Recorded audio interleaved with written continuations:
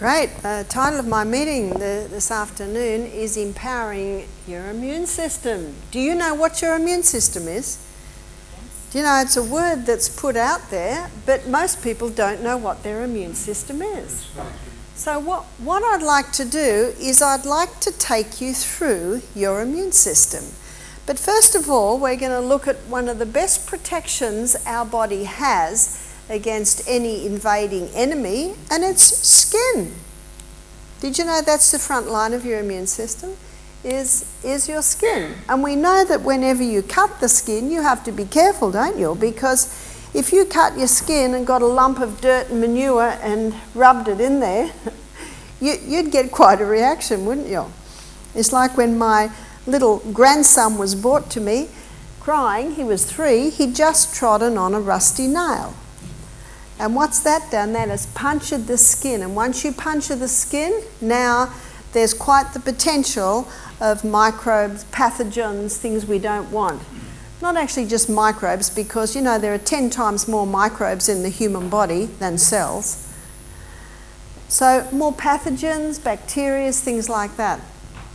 And when he was brought to me, he was very dirty because he's a little boy and he's been playing in the dirt. So the first thing I must do, it's not rocket science, I washed him and got all the dirt off. And then I grated up a potato. And then I put it in a little package and folded it over and then turned it over and put it on the bottom of his foot, cover it with a bit of plastic, bandaged it on, put a sock on, put his shoes and socks on or his little Crocs on, and off he went. That was it. Yes, you see, the human body's been designed to heal itself, and it will heal itself if you give it the right condition. And what that potato did, it actually is a drawer. So it's going to draw anything out of that wound, because when a rusty nail goes right inside your skin, what's going in there? All sorts of nasties. And if you give the body the right conditions, it'll pull them all out. And we put a grated potato poultice on him overnight, and next day it wasn't sore. You see, part of being your own doctor, and I believe everyone should be their own doctor, is listening. And soreness is a voice, isn't it? It was not sore at all. But the next night, we put another grated potato poultice on. You see, that wound has to heal from the inside out. You see that? From the inside out. And the grated potato poultice will keep that wound open, allowing it to heal from the inside out. 3 nights they did the grated potato poultice.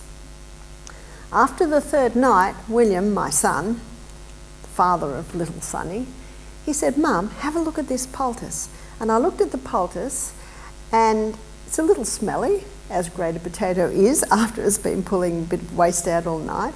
And on top of the poultice was little shavings of fluorescent metal. He said, "This potato has pulled the rusty metal out of the wound and cleaned up the rusty metal." Isn't that amazing? And you know, we didn't do another thing to that foot. And that child hadn't been immunised, hadn't had a tetanus shot. See, tetanus can only develop in the right conditions. And we were not going to give it the right conditions. Tetanus develops in a wound that has healed on the outside, but it has not healed on the inside.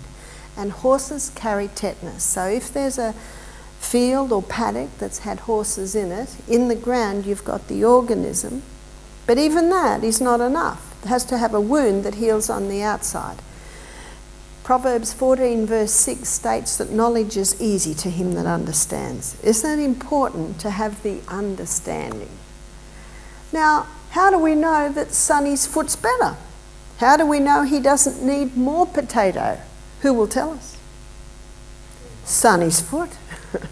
How will it tell us? You'll see a redness, you'll see a soreness, but there was no redness or no soreness. And so we didn't do it again. So your skin is your front line of your immune system. But have you noticed in our skin there are holes? We've got 7 in our head. 1, 2, 3, 4, 5, 6, 7. And every single one of those orifices has been designed by God with a whole lot of little systems in place to protect from any bacteria or harmful pathogens. Let's start with the eye. Our eyelashes. When anything comes near, we blink, don't we? And we don't even choose to blink. It's just anything that touches the eyelash, there's a reaction to blink. But you notice with the eye there's this bony structure, so anything that would hit there, it will hit the bone before it goes into the eye. Fascinating. Fascinating. In fact, every single part of the human body just screams out to us of a creator God. So, and you'll find that you'll blink, easily blink, that'll stop anything going in. But then in the eye, it is the eyeball's surrounded by a mucousy fluid, so that if any little bit of dust or anything gets in, it captures it. And I think we all know, my mother used to say to me, if something got in my eye, just make your eyeball go round the world. You know, go round and round and round, and it'll work its way, we all know, into this corner. So in the eye, there are a whole lot of systems in place. The nose is particularly fascinating because the nose is a concave, the inside of the nostrils, it's concave, and there are all these little like caves, and when we breathe in, if it's just oxygen, it's very light and it'll shoot to the back and go down into our trachea and of course into our lungs. But if any air we breathe in is a little heavier, why would it be heavy? Dust. If it is a little heavier, then it starts ricocheting all around the nostril. It goes bang, bang, bang like this to drop off that little bit of dust, and then it's left with the light oxygen, again, that is breathed down into the lungs. What a fascinating piece of machinery we live in. And of course, every now and then, especially we've been digging in the garden or in a dust storm or something, you blow your nose a few times, don't you? And you see the darkness, which is an indication of all the bits of dirt that were trapped. But not only that, let's say a little bit of dust happens to get into our trachea, which is the tube that goes down and splits to our two lungs. There's all these little villi that all are basically like that, lining our trachea and our bronchioles, and they trap. And there's also mucus, and the mucus traps it as well. So there's a whole lot of systems in place. What about the mouth? Well, let's go ear first, and then we'll end with mouth, because the mouth is amazing. So in our ear, we've got the eardrum, but also you've got all these little hairs there. And I think every now and then, most people might scratch their ear one day and there's yellow stuff, yeah? So there's all that traps it. So you've got that really good eardrum, which stops anything going in. And you've also got little hairs in there, and also that waxy substance. But let's go to the mouth. Do you know there are more microorganisms in our mouth than people that live on planet Earth? Amazing. And there are different communities in different parts of the mouth. There's one community at the back of the teeth, another one in the side, at the front, another one community under the tongue, another at the back of the tongue. And there's a lot of mucus in the mouth, isn't there? And that mucus traps as well. So anything that comes in, it can be trapped in the mucus in the mouth. And the microbes, if they're in their proper balance, they also are able to wipe out harmful pathogens that might come in. Now let's now go down. Oh, before I go any further, we know there are a couple of other orifices down below and they have similar mucus, similar hairs, similar things that can also trap. But let's go down the mouth, and we swallow, and the food comes into the stomach. And in the stomach is one of the most powerful immune system weapons that the human body has. It's called hydrochloric acid. Have you heard of hydrochloric acid? Now, hydrochloric acid has a few roles. Hydrochloric acid and another enzyme called pepsinogen, they unite together to produce pepsin, and pepsin breaks down protein. And as I said last night, that's the only part of the body that should be acid. Now, hydrochloric acid and pepsinogen uniting to produce pepsin, that only happens in a very acid environment. And our stomach should be acid. What would stop acidity? Drinking with meals, and isn't that an Aussie habit?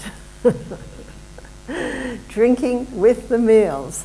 Drinking with the meals waters down the hydrochloric acid. We had a lady from India do our program. She said, I was shocked when I came to Australia. She said, they drink with their meals. And she looked and she said, don't they know? She said, in India, we do not drink with our meals because it'll water down your digestive enzymes. Makes sense, doesn't it? Makes a lot of sense. Now let me draw the stomach, because the stomach, again, is a very important part of your immune system. So here's stomach. I've got a nice thick pen here.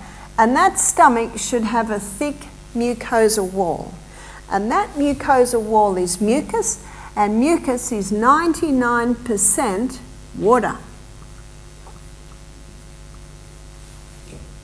So if someone's dehydrated, they're going to have a thin mucosa wall. Now, in that mucosa wall, there's sodium bicarbonate, sodium bicarb. And sodium bicarb neutralizes stomach acid. So can you see why that happens? Because if any stomach acid tries to get through here, the sodium bicarb will neutralize it so it doesn't eat holes in our stomach. Having a glass of water half an hour before the meal, the first thing that will do is produce a thick mucosal lining. That's why that is the best time to drink, between meals. We should stop drinking half an hour before the meal and resume about an hour and a half to 2 hours after the meal. When we drink about an hour and a half to 2 hours after the meal, that keeps those digestive enzymes nice and strong, nice and acid, so they can break up all the chemical bonds that make up protein. So we've got to break them all up into separate amino acids. See, our gastrointestinal tract's a fascinating part of the body. In fact, on my YouTube lectures, if you punch in Barbara O'Neill, irritable bowel syndrome and gluten intolerance, you can watch for a whole hour how I take you on a journey through the gastrointestinal tract. Now, the gastrointestinal tract, anything that goes in there is not part of you or me. See, it's part of our immune system. Everything's stopped and trapped there, and it's only allowed to get through and into the blood through certain systems, which I will take you through briefly. So anything that goes in there is not part of us until it gets through to the blood. So the food comes here, and it's only in the stomach that protein's broken down.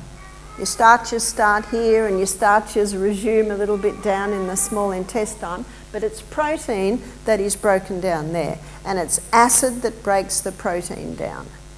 Now, hydrochloric acid and pepsinogen unite to produce pepsin, and pepsin breaks up that protein. But hydrochloric acid has another role, and this is why it must be mentioned in the immune system. Hydrochloric acid kills pathogens. Do you know what this means? The people that go down with food poisoning are people with not good hydrochloric acid. I have a book at home on the physiology of digestion by Dr. William Beaumont, and he did lots of experiments with hydrochloric acid. And he would get rotten milk, put it in rotten meat, and he said within 20 minutes it had dealt with it. So we should have nice, strong hydrochloric acids because it's an important part of our immune system. What would deplete hydrochloric acid levels? As I've just said, drinking with the meals. And there are many Aussies are so busy, no time to drink, sit down to eat and do all the drinking while they're eating, yeah? Well, you know what that does? Number one, we've got a thin lining there. Number two, it's watering down the hydrochloric acids that's there. So very important to not drink with your meals. Now, when our guests come to our health retreat at the first meal, they're not aware of that. And so often at the meal, they're looking around. They say to each other, would you like some water? They look at us as if we're being very negligent. I said, I'll get you some water. And I said, let me explain. And I said, and you will hear this in the lectures, that we don't advocate that you drink with your meals because it waters down your gastric enzymes. And they look a little bit guilty now. The water's there, they're thirsty. I say, by all means have a mouthful. A mouthful is not going to water down your hydrochloric acid. By all means have a mouthful. But this week you will learn that if you sit to eat well hydrated, you will not need to drink with your meals. Sorry, I'll just have to go way over here and write my favourite little 3-letter word.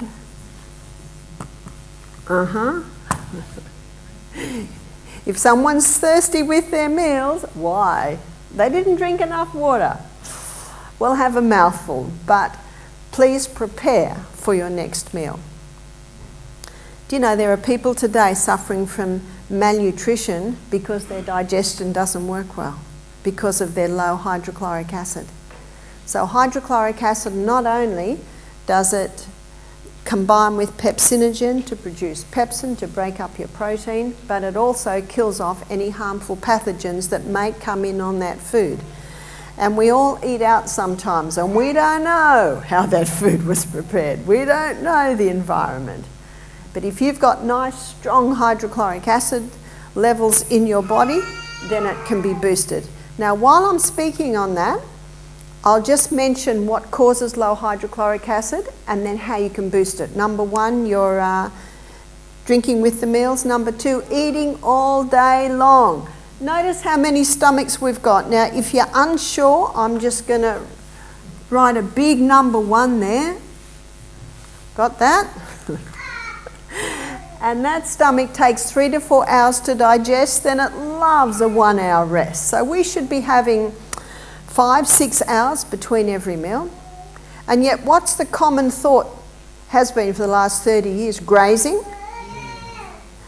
Why do they say graze? It'll raise your metabolic rate. That's like a jockey on a horse race.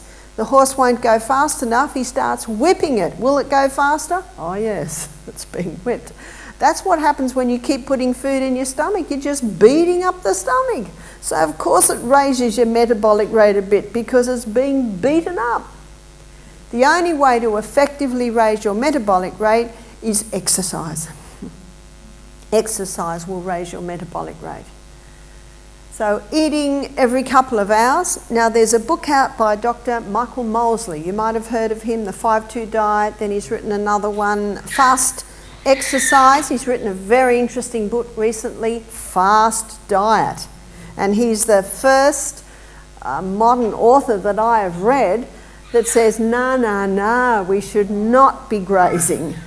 And he has the medical research in there to show that when you eat all day long, you can actually put on weight. And you can put all those little grazes into 3 meals and lose weight because you're now giving your stomach the right conditions. So if you want to explore that little one again, Fast Diet by Dr. Michael Mosley, where he explores that. See, when I was a little girl, we weren't allowed to eat between meals. We had breakfast, we had lunch, and we had tea. But so many children are eating all day long, and a lot of people think their stomachs are so small they can't go the distance. Whether you're like my brother-in-law and you're 6'6" and he's got a bigger stomach than me, or whether you're 4, you've still got the same stomach and it works the same way. So that stomach has to be given the right conditions. We should be eating breakfast like a king, lunch like a queen, tea like a pauper. We should have breaks between meals, and between meals, that's when you drink water. Now, the other thing that will stop hydrochloric acid production is stress. I think we know that one. Whenever you're anxious or upset, digestion goes. We know it, don't we? So it's very important when you eat to eat in a happy environment. No controversial subject should be discussed at the meal table. How can we boost hydrochloric acid? Well, there's a wonderful herb that'll wake up anything. It's called cayenne pepper. You know it well? Black pepper is an irritant, and they've tested many black peppers. They've all got mould on them. It moulds as it dries. But cayenne pepper is a wonderful stimulant to the stomach. It'll wake up your hydrochloric acid. How do you take it? Just 1/4 teaspoon in a little water just before the meal. You'll have a nice warm tummy and it'll boost your production of hydrochloric acid. Cayenne pepper will never burn you. Cayenne pepper will never harm you, and it'll thin your blood. It's the best blood thinner. Forget the warfarin, the rat poison. Forget the aspirin. You know, the latest research shows that aspirin causes brain bleeds. No. Just take the cayenne pepper. Also, to boost your hydrochloric acid, again, have the breaks between meals. So it's as simple as that. Something else that will boost it is lemon. Even a little, maybe 1/3 cup of hot water with the juice of a lemon. Throw that down just before the meal, and the hot will bring the digestive juices, and the lemon will boost hydrochloric acid. It's as simple as that. So coming down the gastrointestinal tract, we come into the duodenum. And when we get to the duodenum, it's called the small intestines. You've got it lined with villi. Villi look like this. And covering the villi is a thick mucosa wall that also is laden with microbes.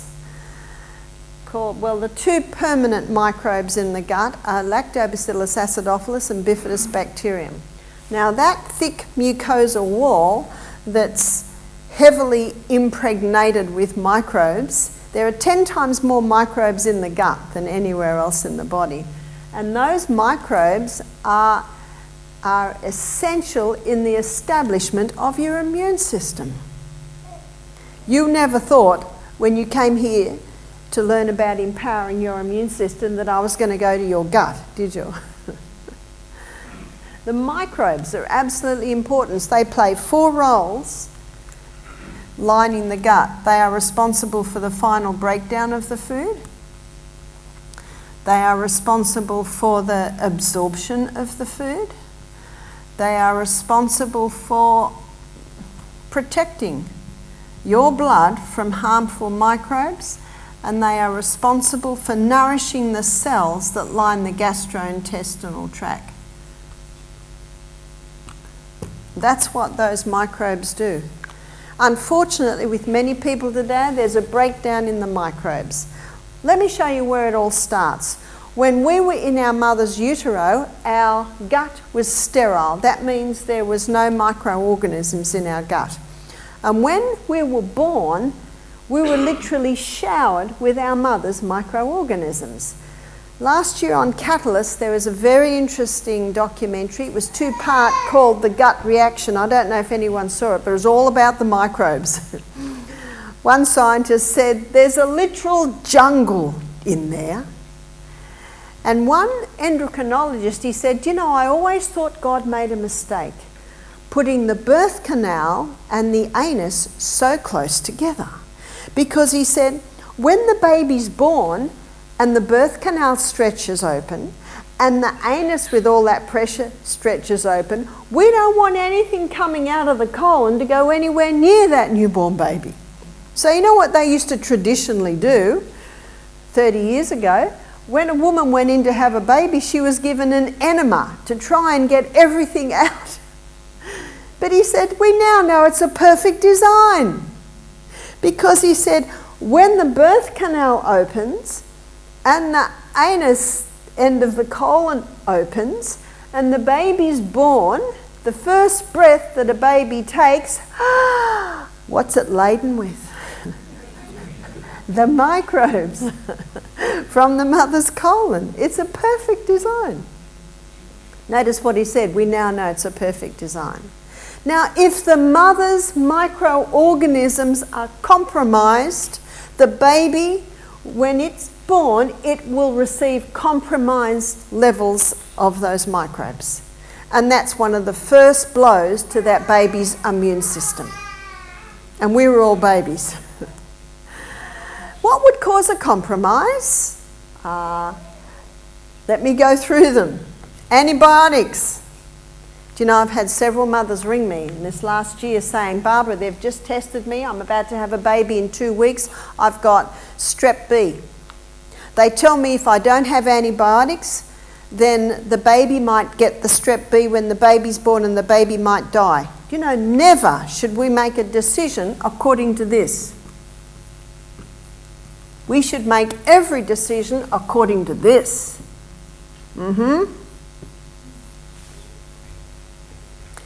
It seems to be the latest, this strep B. I said to her, I don't believe that that will happen.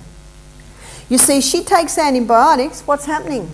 Compromising gut flora. Now the baby's born with gut flora. The baby will get more damage from receiving damaged gut flora. And I haven't read in the newspaper of any baby dying of strep B, have you? You've got to be careful what you read in the newspaper too. One baby dies from whooping cough every 3 years. First 4 pages of the media have full coveraging, blaming it on people that don't vaccinate. So what they started to do is vaccinate women in the last month of their pregnancy against whooping cough. So in Perth, a lady was vaccinated, she gave birth to her baby, the baby was born with whooping cough from the vaccine and the baby died. That does not enter the newspaper. One baby dies in 3 years from whooping cough, hundreds die every year from the vaccine. That's the fact. I'm sorry, but I think the pharmaceutical companies and Fairfax Media are bedfellows, because what you read there is actually not the truth. So let's look at this baby. The baby's born with compromised gut flora because the mother was on antibiotics. And if this has ever happened to any woman out there, you must not beat yourself up because you did what you thought was best. And you know, in Acts 17 verse 30, the Bible says, God winks at our ignorance, so should we. Right? Sorry, from now on you're accountable. You're hearing it. So antibiotics, contraceptive pill, statin drugs, cortisone drugs, many painkillers, they all cause a compromise in this gut flora. Now we've got a compromise of breakdown, a compromise of absorption, a compromise of protection. Immune system has gone down. A compromise of nourishment of these little cells. So the baby's born with a compromised gut flora. And unfortunately, within hours of being born today, they are trying to vaccinate babies from hepatitis B. Do you know who gets hepatitis B? Drug addicts drug addicts and prostitutes. As one doctor said, I'm not going to vaccinate my baby because my baby is not a drug addict and my baby is not a prostitute. See, every parent should investigate before they vaccinate. You've got to get the facts. Some mothers say to me, but I'm not going to get all my childcare because the government put a law that if you don't vaccinate, did you know that's breaking the Constitution? In 1946, a referendum was done and the Australian people voted that never could the Australian government legislate on medication. My husband's starting his own political party to campaign against this because, what is it? Evil happens when good men do nothing. But it's good to have the knowledge. Very important to have the knowledge. So this baby is vaccinated. Another blow. You see, vaccinations are an onslaught on an immature immune system. It hasn't had an opportunity to build up. There is a book called 100 Years of Medical Orthodox Research Proves that that vaccination is an onslaught on an immature immune system. That was written by Dr. Vera Schneibner. Let's move on. And then the baby's crying a lot. So the ad on the television says Panadols, baby Panadols are right for the baby. It is not. More of a blow. Mother's having breastfeeding, trouble breastfeeding, so she gives the baby altered cow's milk, warmed up in a microwave in a plastic bottle. Bang, bang. Can you see what's happening to the immune system? Ooh. Yes, we get sick when our immune system goes down, but why does it go down? See where we've got to start? So how can we build that up? Probiotics. By the way, I'm not against antibiotics. Most people, the human body can cope with 2 courses in a lifetime. Got that? Have you had your dosage? Now you're really going to have to look at natural remedies, aren't you? See, the human body was designed to heal itself, and it will. There's some fantastic natural antibiotics that won't kill off your gut flora. Garlic, olive leaf extract, lots of them. Probiotic means for life. Antibiotic means against life. Antibiotics have saved lives, absolutely, and they will continue. But we've got a problem today. Most people are so immune that when they get a serious illness, the antibiotic doesn't work. 1% of doctors today are claiming antibiotics have cured more problems than they ever cured. I raised 8 children without antibiotics and they're all still alive. Got that? They're all still alive. And most people should go through life never having needed them. Probiotic is a powder that is high in Lactobacillus acidophilus bifidobacterium that'll build up this. And there's a lovely verse in the Bible, it's Psalm 104 verse 14. It says, God gave herbs for the service of man, and there are 2 herbs that will coat, soothe and heal the lining of the gut. One is aloe vera. It's a bit slimy, isn't it? Yeah, that's exactly what your gut's lining is, slimy. And the other one is slippery elm. And slippery elm is the powdered bark of the slippery elm tree. And when you put water with it, yes, it goes a little slimy. Just throw it down quick. Now, both of these herbs contain growth stimulants, and they stimulate rapid healing in the lining of the gut. And one of the most wonderful things about this gut is that new cells are made every 3 to 5 days. So a new cell is made here, takes 3 to 5 days to travel up, and away it goes. Every 3 to 5 days. So it is actually, can be quite a quick thing to heal that gut. Isn't God good? And the body loves to heal. It just needs the right conditions. But there are 3 foods that are like kerosene to a fire on these empty spots. One is the hybridized wheat, another is dairy, and another is refined sugar. As I mentioned last night, I could have an answering service on my phone, especially for mums with babies. Asthma, stop the wheat, dairy, refined sugar. Eczema, stop the wheat, dairy, refined sugar. Ear problems, stop the wheat, dairy, refined sugar. Colic, stop the wheat, dairy, refined sugar. But the baby's 100% breastfed. Well, who has to stop the wheat, dairy, refined sugar? Yeah. Yeah. And if the gut is compromised, these things are almost impossible to break down. You've got to build up the gut. You know, it's interesting that Hippocrates said all disease begins in the gut, and he didn't know the fine detail of what I'm giving you today. He just observed. Now, when a baby is born via caesarean section, where's the gut flora coming from now? Do you know what they find in babies born with caesarean sections? Their gut is lined with skin flora, not gut flora. And they find that babies born by a caesarean section are more prone to allergies, more prone to eczemas and asthmas.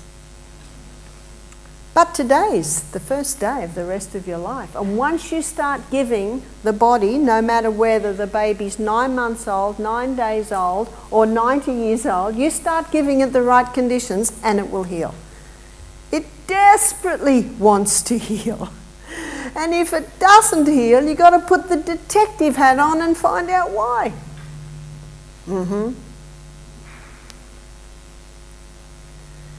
Once that gut works, you will start absorbing your food a little bit better. Once that gut works, your immune system will boost.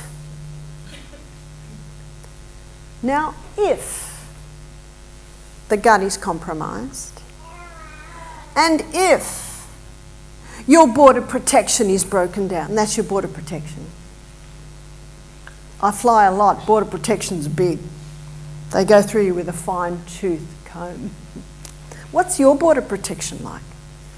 If your border protection is broken down, how do you know? Well, I guess you don't. Unless you've been doing some of these things that will cause the breakdown. And it wouldn't hurt everyone to go on a course of these things.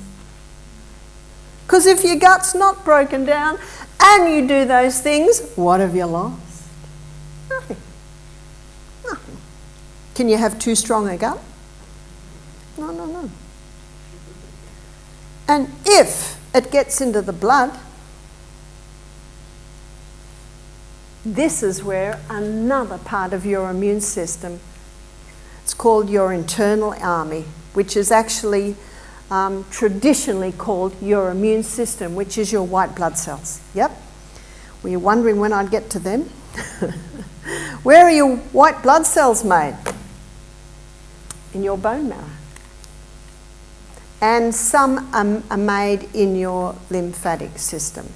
Let me show you your immune system. You've got 5 different types of white blood cells. We've got neutrophils, and of your white blood cells, neutrophils make up about 62%. Then you have got monocytes, and monocytes, they make up 20%. And then you've got the lymphocytes, and they're the ones that are made in the lymph nodes. And the lymphocytes make up 14%. And then you've got basophils, and basophils make up 2%. And then you've got eosinophils, and they make up 2%. 2, 4, 6. Have I got it right? Is that 100%? That's in your white blood cells, that in your blood. Now, at Misty Mountain Health Retreat, when guests come in, I take 1 drop of blood and I put it under the microscope and it comes up on the screen, so you get a look at your blood. And everyone goes, oh no, I haven't got many white blood cells. There's 1 white blood cell to 10,000 red blood cells. So on one little screen, and there are about 250 million red blood cells in 1 drop of blood. So that's the magnification we're looking at. And what I look at is, if there's about that ratio, everything's working well. Do you know I hardly ever see it? I hardly ever see that ratio is well, or as it should be. Now, I was looking at one little girl. There's a couple came and they had a little 3, 5 and 7-year-old. And they really wanted them to go through the detox program. But by the end of the first day, the little 7-year-old was feeling very sick and she started to vomit. And I remember saying to the parents, look, let her eat. That's been enough for her. But the parents were strong. Anyway, they eventually did. But they wanted me to look at her blood that day. And I saw probably about 3 times the white blood cells that we should have. Now, when you see 3 times the white blood cells we should have, that could be an indication of huge inflammation. It can be, you can see it when someone's sick. And there were so many, I thought, whoa, I hope this little girl's all right. I didn't say anything. I looked at her blood 2 days later and it was perfect. Do you see that? Some people say, I had a blood test 2 weeks ago and look at my white blood cells. And I said, yeah, they're probably all right now. It changes depending on what's happening. Now what you'll see is your red blood cells will look like that. And then you'll have a, let's say this is a neutrophil, and a neutrophil can have a few nucleuses. And these will be zooming around, and that just sits there. Sometimes you see it in a different shape, and that's when it's active. And I think we all know what they do. If there's any pathogens in the blood, they envelope them and kill them off. I think they kill them off with hydrogen peroxide. But your lymphocytes are your scouts. So they run around looking for any problems, and they tell the other ones to come and they kill it off. But sometimes I will see 2 white blood cells together like that. Sometimes I'll see 3 together like that, and that means there's some inflammation somewhere. And at the end of the week I'll often see that, and I didn't see it at the beginning of the week. So I say to the person, you got any sore muscles? And they say, oh yes. I said, aha. Because they're not used to our heels. So, there can be many reasons for it. If I see it in the first blood slide, I say, do you have any sore knees? And they go, oh yeah, my back. I say, yes. That's telling me there's a little bit of inflammation there. Sometimes I might see 5 clumped together, and that is an indication of a lot of inflammation. But there is something that might very much surprise you, as what I see is almost common, and that is the amount of eosinophils or basophils. They're very similar. What they do is they light up like bright lights, whereas these 3 white blood cells on the slide, they're almost like a shadow. You can just see the nucleuses because it's dark filled, so it's against a dark background. But these 2, they're like you got a little electric light here and there in the blood slide. So what I should see is 2 to 3 in that drop of blood. If I see 4, 5 and 6, it's an indication that something's getting into the blood that is like an enemy to the blood, and the most common is wheat. So when I see an excess in basophils, eosinophils, and I see 4 to 5, I say to the person, your blood slide indicates that you have a gluten sensitivity.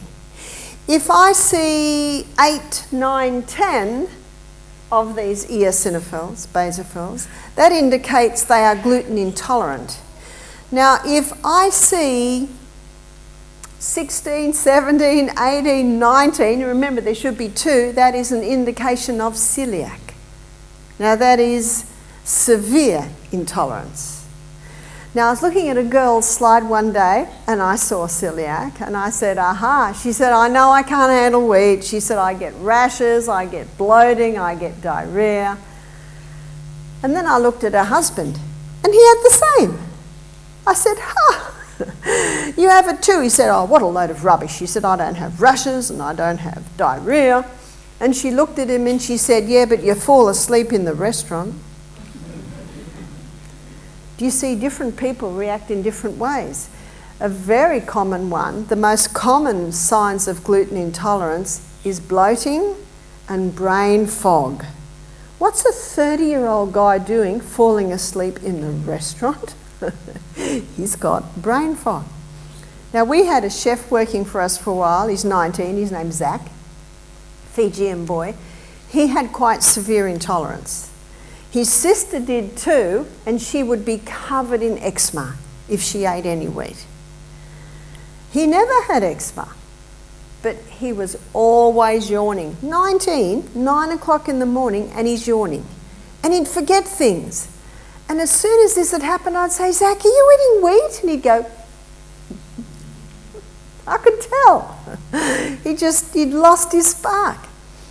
I looked at his blood, and he had about 18 of the eosinophils. I said, you've got to stop that wheat. Your body doesn't like it. You see what's happening? It's getting in, and the lymphocytes say, whoa, we've got these guys coming in, and it specifically gets these guys to come and deal with them. So he stopped. He stopped all wheat. 6 months later, I'm at a venue. He's cooking, I'm lecturing. And we had breakfast, and he took a slice of bread. I said, can you eat that? He said, today, but not tomorrow, or the next day, or the next day, or the next day. He'd actually brought himself from celiac down to just sensitive. But if he went back to eating it every day, he'd bring himself back up to celiac. So one of the biggest, or the most responsible, the biggest culprit for an immune system going down is actually hybridized wheat, dairy and refined sugar. Because what refined sugar does, because it is so sweet, it just feeds the harmful pathogens. So how can we boost our immune system? Well, if you don't turn the tap off, you're still going to be mopping up in the other corner. I give people a challenge. Stop wheat for 2 months. 2 months? Well, you eat a slice of bread, it's out of your body in 24 hours, but the effect can remain. See, I sometimes have people come for 2 weeks, and after 2 weeks, there's still too many of these guys, and yet they've had no wheat. I said, no, it's going to take about another 3 weeks for the next crop of white blood cells before you actually see the effect. One lady said, well, I stopped all wheat for a month, but I still had the symptoms. I said, yeah, you're going to go a little bit longer for the total effect to get out of your body. And there are so many different symptoms, but the most common are bloating and brain fog. And the most common culprit is the hybridized wheat. So how can we boost our white blood cells? Well, there's a very old remedy, and it's hot and colds. So every hot shower, we're coming into winter, aren't we? And it's still a bit warm, so now's a good time to get used to it. Aren't you glad it's not the middle of August? Then you'd find it hard. You have a hot shower, 7-10 minutes, and near the end of the hot shower, make it hotter so that you're almost uncomfortably hot, and then turn the hot off. You'll go like this, but don't worry about that. You see, and the good news is you don't have to have a 10-minute cold, 10 seconds. If you get really brave, you can get up to 20 seconds. And that's one of the best preventions against winter colds and flus. Now, before you have your hot and cold shower in the morning, you've already been out for your morning run. Good news is you only have to have 10 minutes. Isn't that good news? Because we're such a fast society, we just don't have time. But you've got to run for your life. Ideally find a hill and you run as hard and as fast as you can. Dr. David Molesley, I mentioned him earlier, his fast exercise, he goes through it. And Al Sears, you know, the Dr. Guru, there's quite a few authors that show you the interval training. So with interval training, let me define it. So as the name implies, they are intervals of high intensity and they are intervals of recovery, and they're usually done for a cycle. Most of the research has been done on exercise bikes because not everyone can run. And especially if people have sore knees, sore hips, sore ankles. But the exercise bike is excellent because the people are holding on and you can go really fast and then you can slowly cycle. So usually, ideally, you go for your 30 seconds. If you can't do 30 seconds, just do what you can. Try and get to 20. And then the recovery time can be 3 to 4 minutes. And if you've got time, go for 6, but if you're short of time, go for 3. They have found that that is the most powerful way to train the athletes today. You find that most trainers are training their athletes in the interval training. So you look at children, they either running for their lives or stopping, aren't they? You go to African plains, animals don't jog, have you noticed? They either run or they stop. And Dr. David Mosley, in his book Fast Exercise, he tells about this med student. He's a runner. He started at med school and he couldn't afford the time to train. But every now and then, he'd just get up from his desk and run for his life and then come back and go back to his desk. Just a little minute here, another couple of minutes there. A few months later, the university games were on and he thought, oh, well, I got nothing to lose, I'll enter. And all the other athletes were laughing. They said, he hasn't been to any training sessions, as if he's going to get anywhere, and he won. Those tiny little bursts of high intensity are far more powerful than a 5K jog. You can get more out of 10 minutes than you can get out of a 1 hour 5K jog. And the best way to train for a triathlon is interval training. It's incredibly powerful. Why am I talking about it now?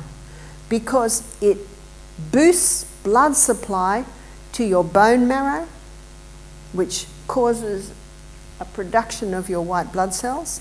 It also boosts blood supply to the colon, where your microbes are busy establishing and contributing to your immune system. In fact, every single part of your body starts to work more effectively and more efficiently because of that.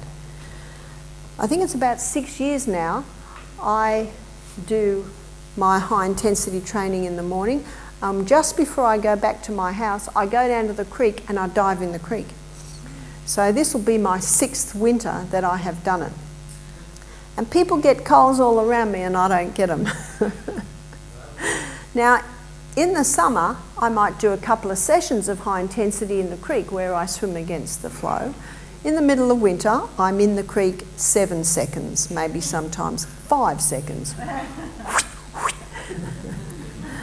But, oh, I feel good. Forget coffee for a lift. One young man said to me, I found something better than coffee to give me a lift in the morning. I said, what's that? He said, I finished my hot shower with cold. Why does it do that? Because we are warm-blooded creatures. We don't like cold, do we? That's why we go when we have the cold water. And it's because of that it has such a powerful effect on the immune system. You see, when cold touches our body, the body goes, enemy! And there's this huge reaction to move the blood and get things moving because... And then you stop and you've got that reaction. That's one of the most powerful ways. So how long will that take? 15, maybe 20 minutes in your morning is to do that high intensity run or exercise bike and then have your quick shower. Haven't got enough time, we'll have a 3-minute hot, just make it really hot. And then at 10 seconds. But you'll come out of there, best boost for your immune system. The only time it will not work if you try and embark on that little regime without drinking water first. And all our body fluids are salty. So it's incredibly important to have a glass of, before you have the glass of water, you have the crystal of Celtic salt. Celtic salt has 82 minerals. Seawater has 92. Where are the other 10? Well, it's inevitable that some are lost in the evaporation process because some are in such pico proportions, barely measurable.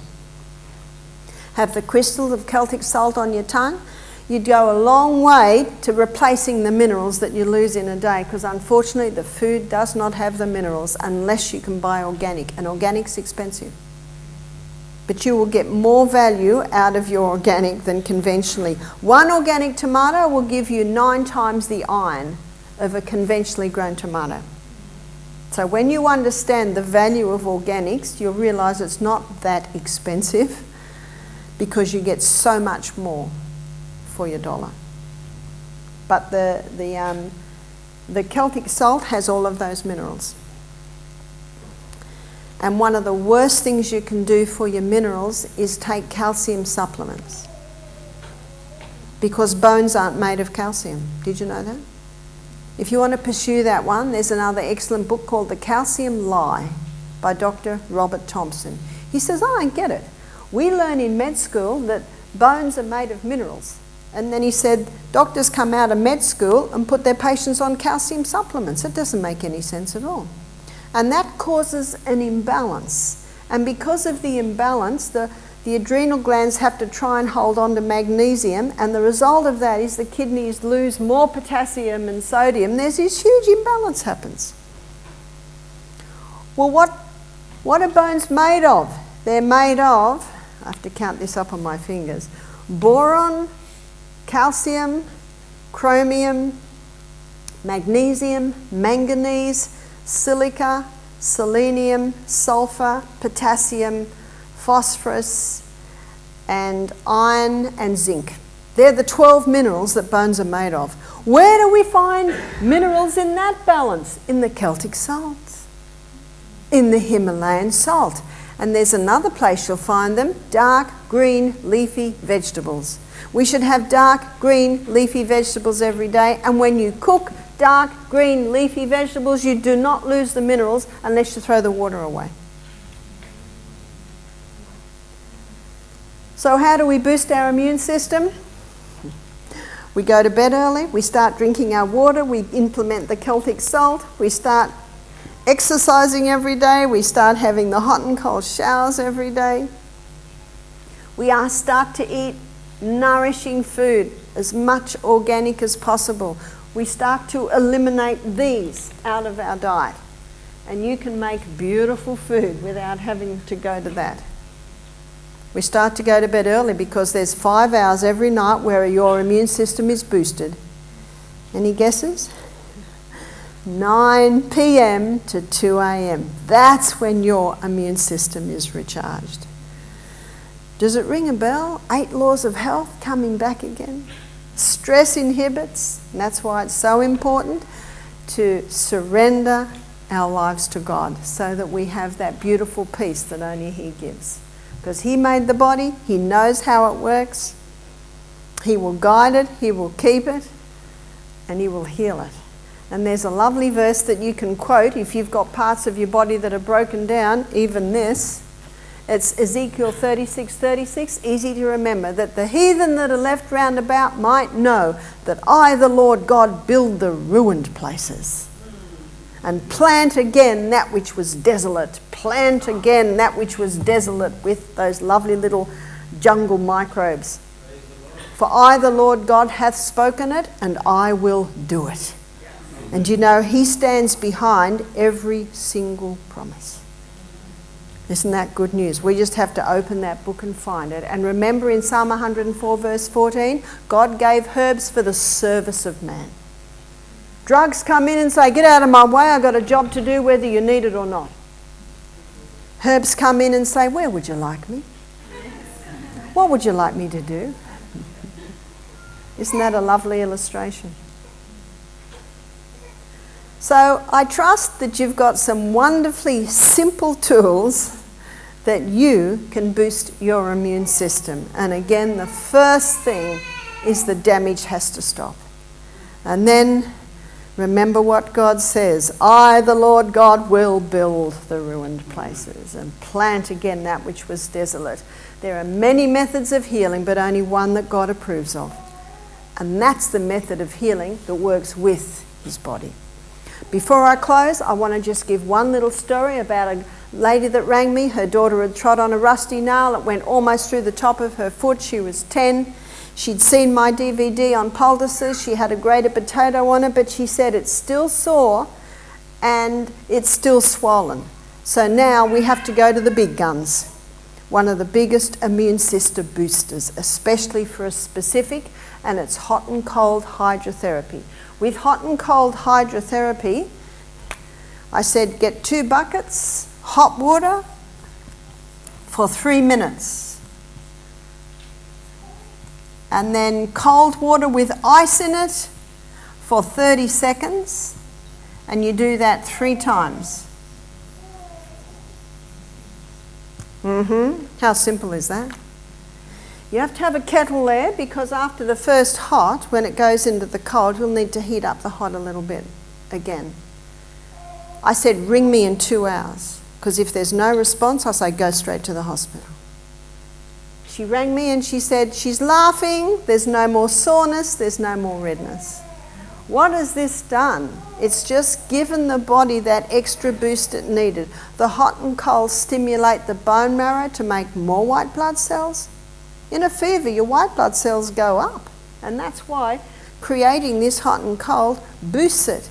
But not only that, doing hot and colds to the foot, it targeted the blood supply into that foot.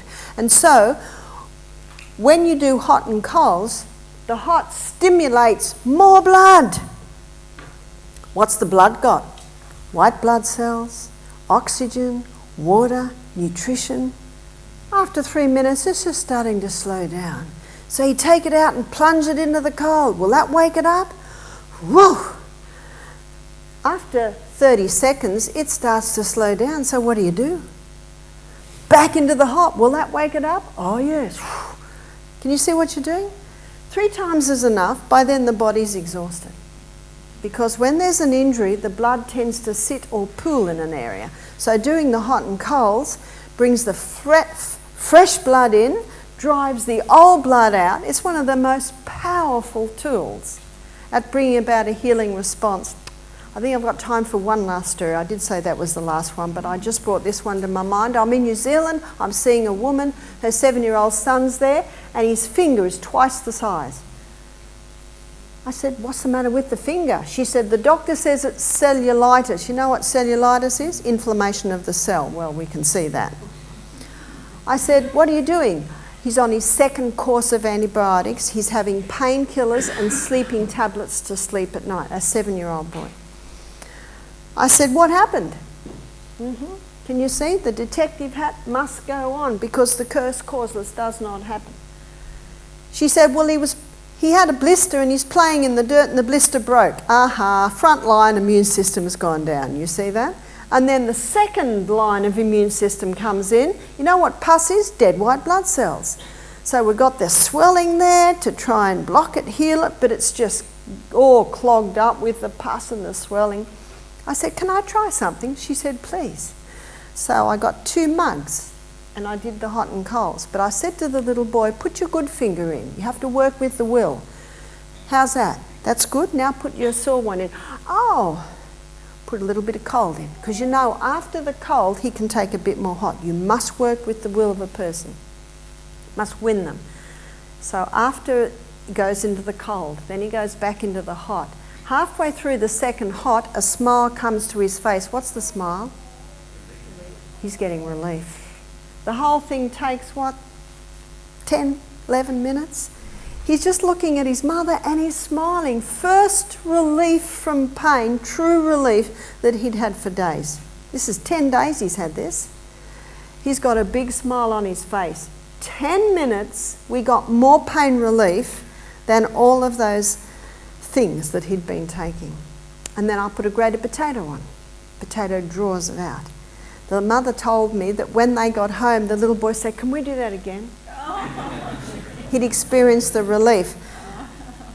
I saw them in the morning. They did it at 2 in the afternoon. They did it again before bed. The next morning when they took it off, all the muck had come out with the poultice. And they did it again. No need for any more antibiotics. She said, should I continue the antibiotics? I said, I have no authority to tell you what to do with the drugs, but I can tell you what I would do. I don't usually have to say much more. No need for antibiotics, no need for painkillers, no need, what was the other one? Sleeping tablets. So simple. What an amazing body we live in. You've just got to work with it. And remember what Proverbs 14 verse 6 states? Knowledge is easy to him that understands. Please bow your heads with me and we'll close and have a break. Father in heaven, thank you so much for this body. Thank you so much for the knowledge on how to treat it. And thank you so much that you are very close to each one of us. And you have pledged and committed yourself that you will never leave us nor forsake us.